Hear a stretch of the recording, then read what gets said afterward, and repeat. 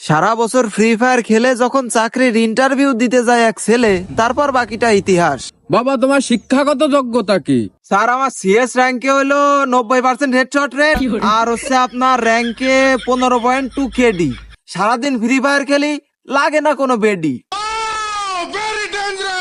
আচ্ছা, যাই হোক, তোমার কি আগে কোনো জবের অভিজ্ঞতা আছে? হ্যাঁ স্যার, আছে। ওই যে ইন্দোনেশিয়া সার্ভারে 5 বছরের কাস্টম খেলার অভিজ্ঞতা আছে। তাহলে একবার বিএনএল এর সাথে দেখা হয়ে গেছিল।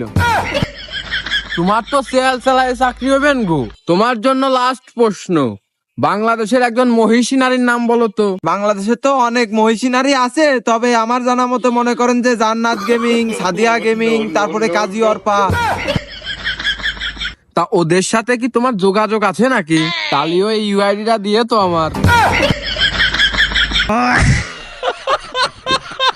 বাংলাদেশের সকল ইভেন্ট সবার আগে পেতে